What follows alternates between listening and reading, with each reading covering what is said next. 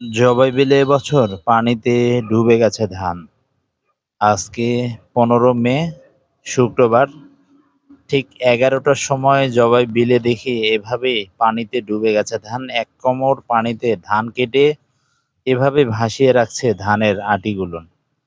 অনেক ধান এখনো পাকেনি। সেগুলো বলছে যে নষ্ট হয়ে যাবে।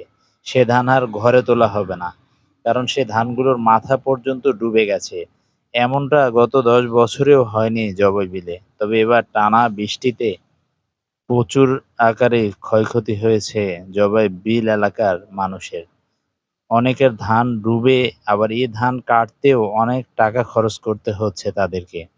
যেখানে স্বাভাবিকভাবে ১ বিঘা জমিতে যদি ৫ থেকে ৬,০০০ খরচ হতো, সেখানে এখন খরচ হচ্ছে ১০,০০০ টাকা মতো।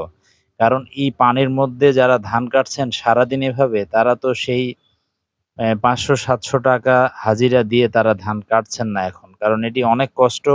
পানিতে এভাবে সারাদিন ডুবে থাকার কারণে হাত পা ফেটে যাচ্ছে তাদের। অনেক কষ্ট করতে হচ্ছে দেখুন। চতুর্দিকে একই চিত্র। অনেক অংশে দেখলাম ধান একেবারে কাঁচা রয়েছে। যারা পরে ধান লাগিয়েছিল, যেগুলো নিচু জমি ছিল, পানি পরে নামায়, তাদের তো আরোই অবস্থা খারাপ। এ হচ্ছে জবাই বিলের চিত্র। আল্লাহ তাআলার যদি অশেষ রহমত হয়, কয়েকদিন পানি না হলে, হয়তোবা একটু পানি কমে গেলে সবাই ভালোভাবে ধানগুলো তারা বাড়িতে তুলতে পারবে। তো এখন যে জায়গাটি এ হচ্ছে মূল জবাই বিলের চিত্র। এ সময় প্রচুর পানি। গত ২০ দিন থেকে টানা বৃষ্টিপাত হচ্ছে সাপাহার সহ এর আশেপাশের অঞ্চলে। আর আপনারা যারা বলছেন যে ইন্ডিয়ার পানি ছেড়ে দেওয়ায় জবাই বিলে এসে পানি প্রবেশ করছে, এটি সম্পূর্ণই আপনাদের ভুল ধারণা। কারণ এই যে আইহায় যে ব্রিজটি তৈরি করা হয়েছে, এটি মূল স্থান হচ্ছে জবাই বিলের বাংলাদেশের প্রবেশদ্বার সেই জায়গাটায়। তো ওখানে কোনো প্রকার আপনার নেই কোনো নদী। এই একটা ছোট্ট খাড়ি চলে গেছে ইন্ডিয়ার দিকে। আমি সেটা ভিডিও করেছি আজকে। আপনাদেরকে আমি দেখাবো আগামীকালকে ওই স্থানটি কেমন।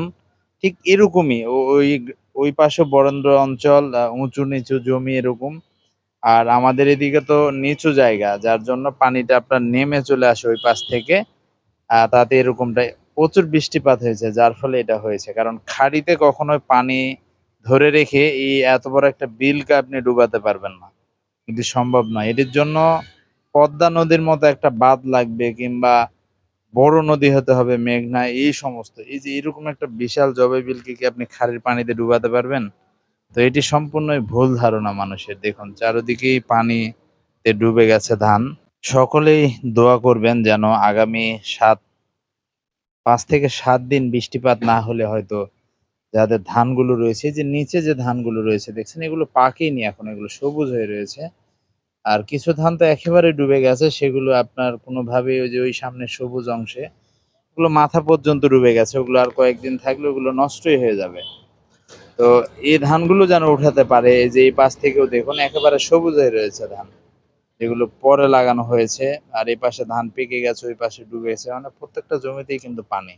একদম যেগুলো উঁচু জমি, সেগুলো সরিষা কেটে আগে লাগানোর কারণে সে জায়গাগুলো কিন্তু ভালো রয়েছে। এছাড়া সবই কিন্তু এই একই চিত্র।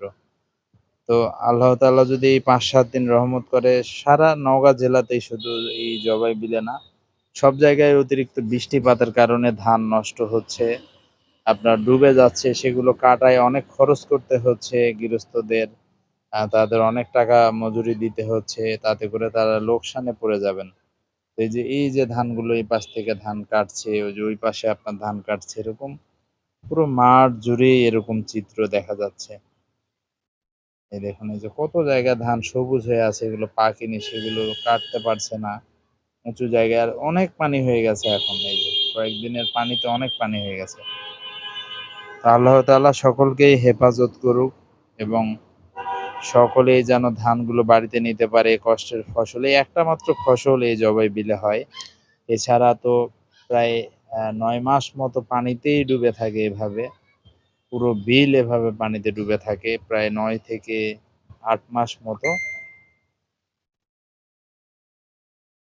এই সামনের অংশেও এখানে ধান কাটছে যারা, তারা ওই একই অবস্থা তাদের।